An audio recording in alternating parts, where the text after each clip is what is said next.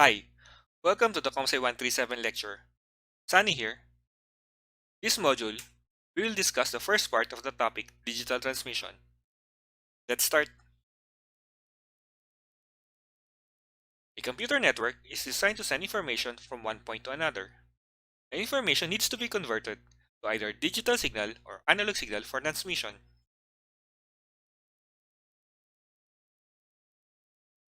In digital to digital conversion, we want to represent digital data by using digital signals. It involves three techniques: line coding, block coding, and scrambling. Line coding is always needed. Block coding and scrambling may or may not be needed.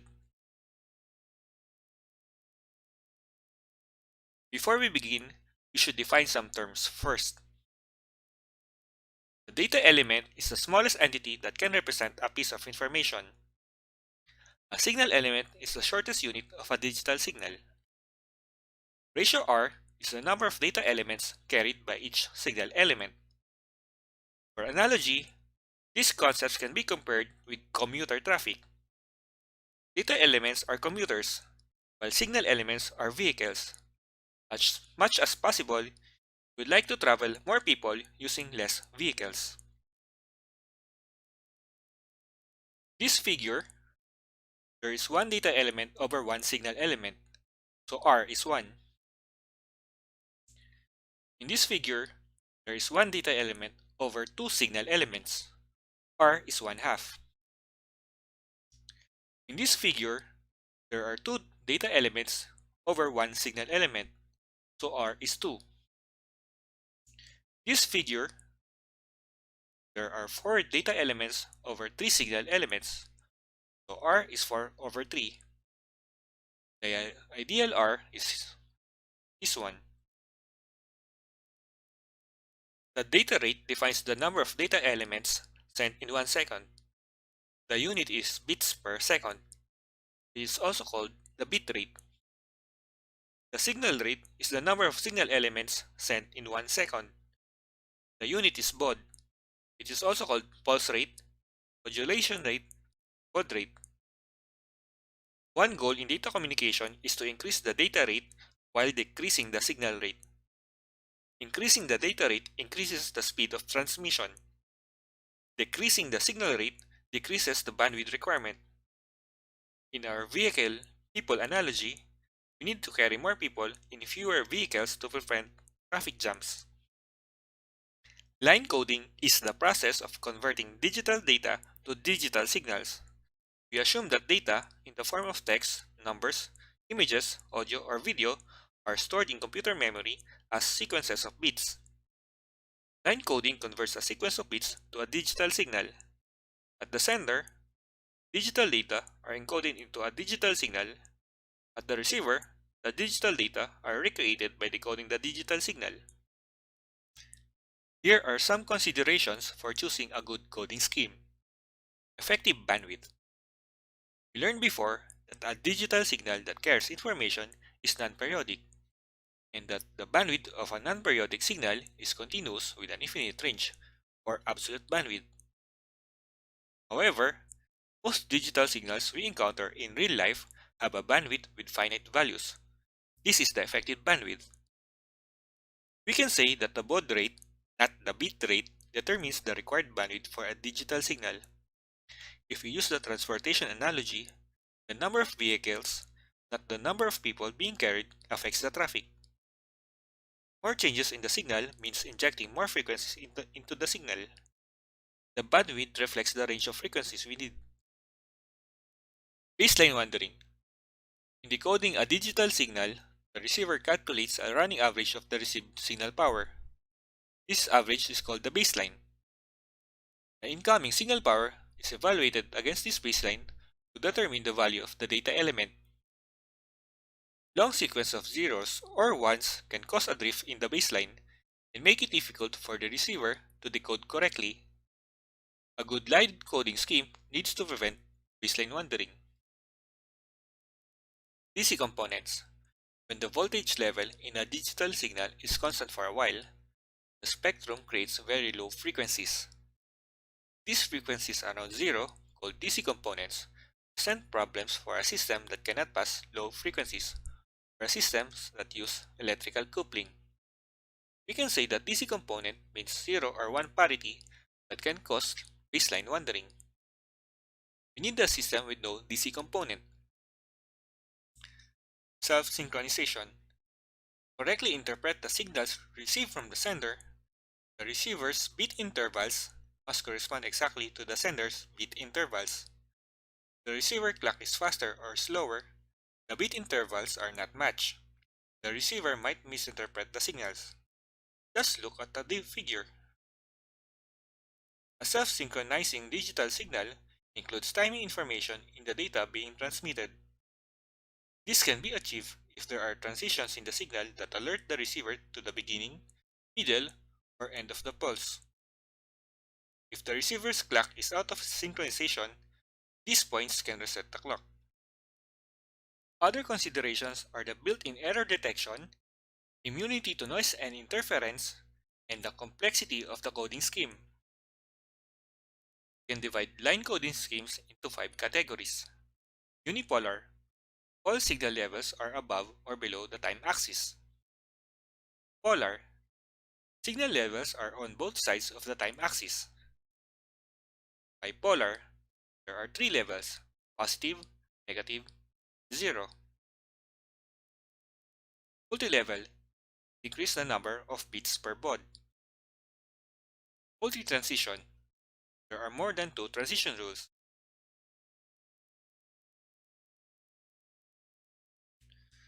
Under the unipolar is the unipolar NRZ, or none return to 0.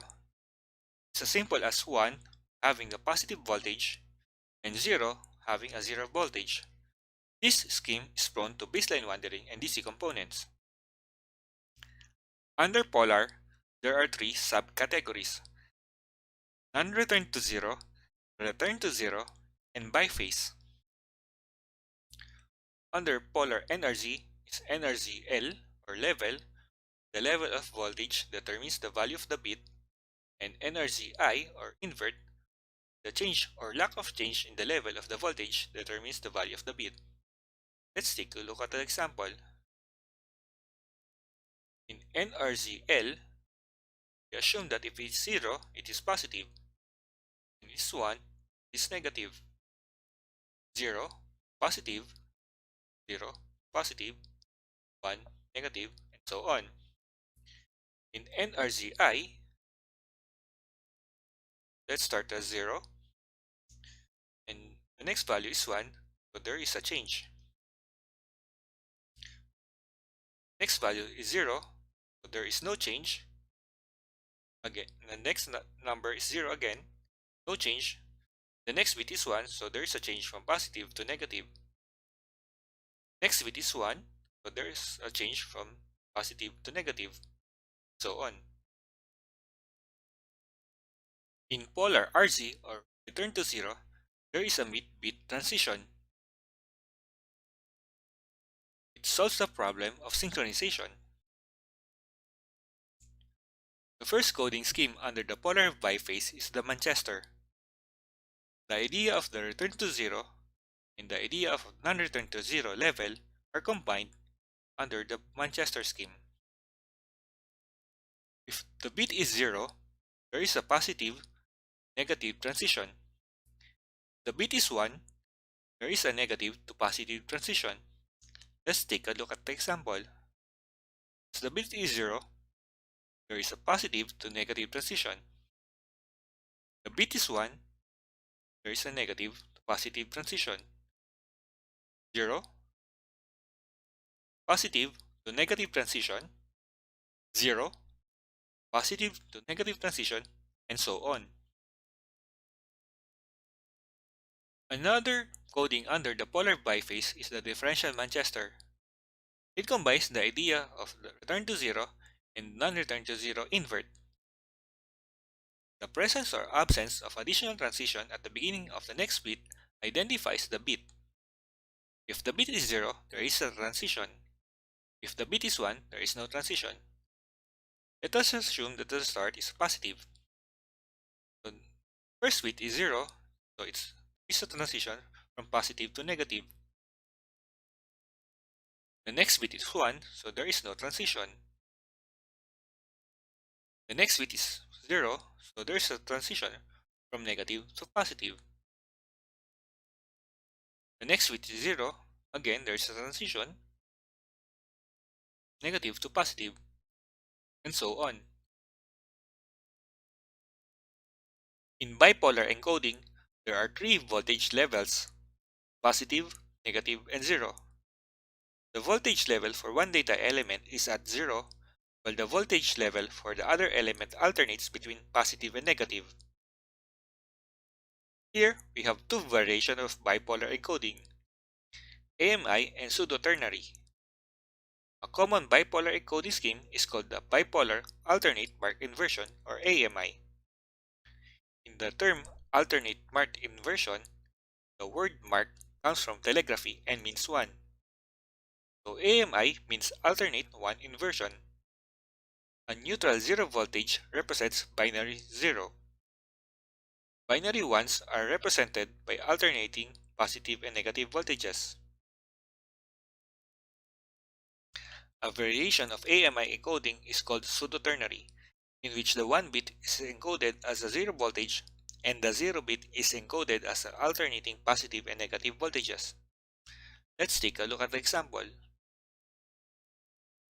AMI 0, so there is a 0 voltage. 1, positive voltage. 0, 0 voltage. 0, 0 voltage. 1, negative voltage, because the previous non-zero voltage is positive. Pseudo-ternary is the reverse of AMI. 0, positive voltage. 1, 0 voltage. 0 means the previous is positive, the next is negative. Another 0, it is now positive because the previous is negative, and so on. The desire to increase the data rate or decrease the required bandwidth has resulted in the creation of many schemes. The goal is to increase the number of bits per baud by encoding a pattern of m data elements into a pattern of n signal elements. You only have 2 types of data elements, which means that a group of m data elements can produce a combination of 2 raised to the m data patterns. We can have different types of signal elements by allowing different signal levels. However, if 2 raised to the m is greater than L raised to the n, we cannot represent data elements since there is no enough signals.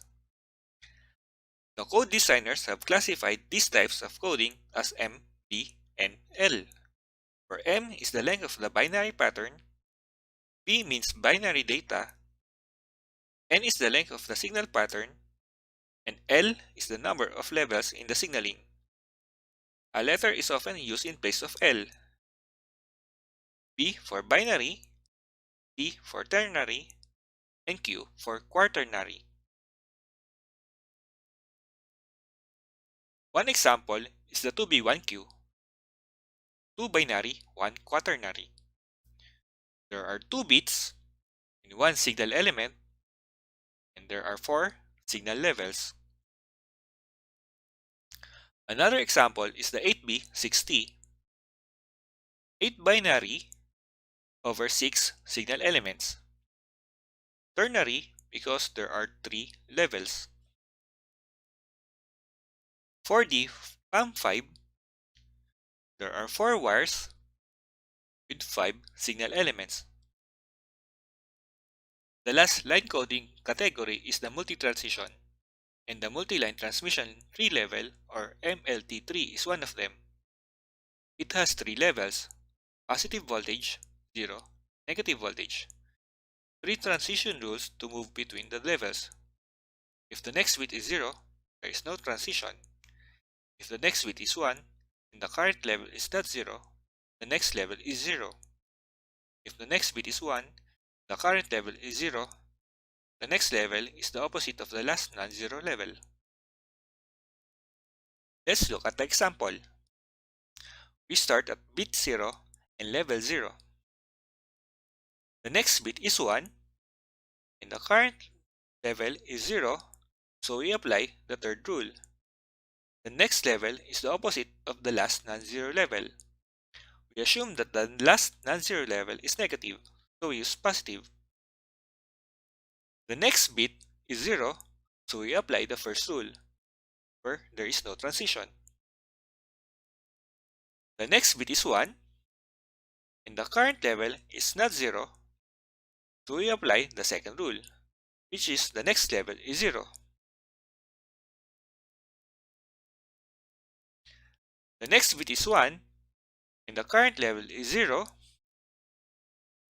so the next level is the opposite of the last non-zero level.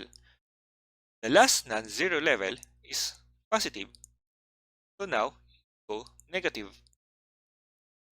The next bit is 0, so there is no transition, and it goes on. Here is the summary of line coding.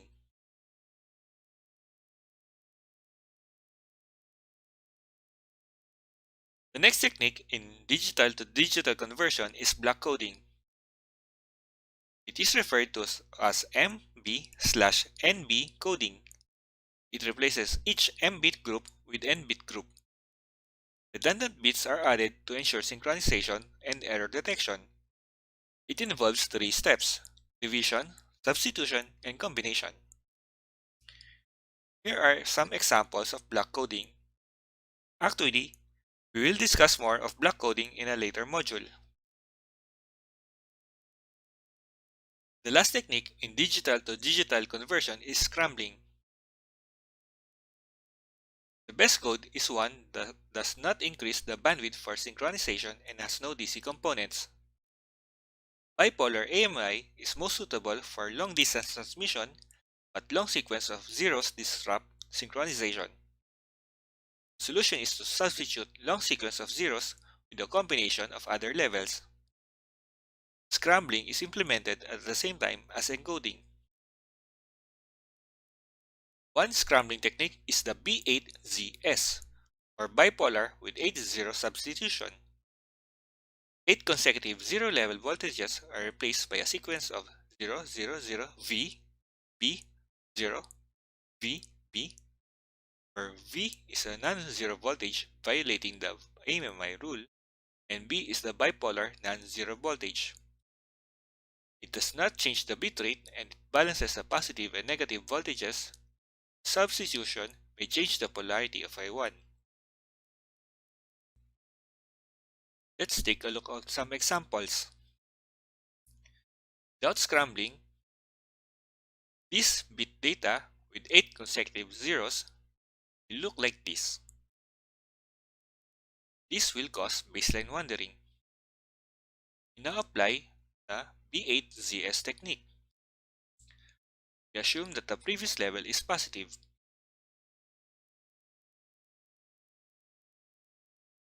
We apply the pattern 0, 0, 0, V as in violate. Since the previous non-zero level is positive and we are violating the rule, the current level will be positive. B, which means we apply the AMI rule, 0, V as in violate, B as in apply the AMI rule. Another example, the previous level is negative.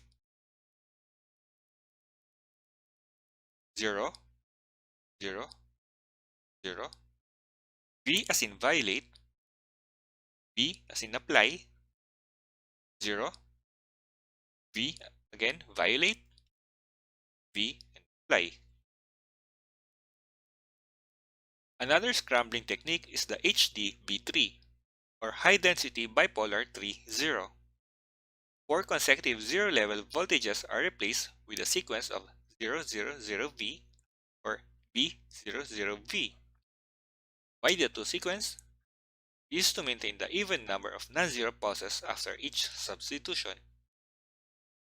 If the number of non-zero pulses after the last substitution is odd, we use 000V. the number of non-zero pulses after the last substitution is even, use B00V. Let's apply the technique.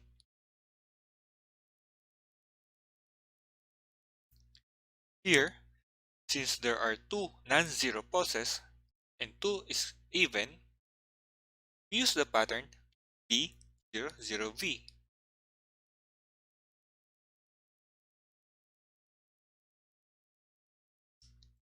Now, since there is only one non-zero pulse and one is considered odd, use the pattern 000V.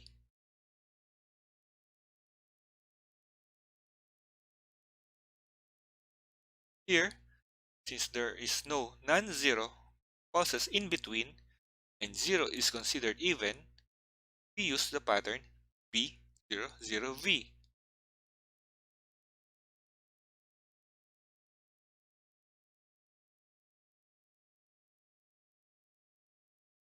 Okay? This is the end of part 1 of digital transmission. Thank you.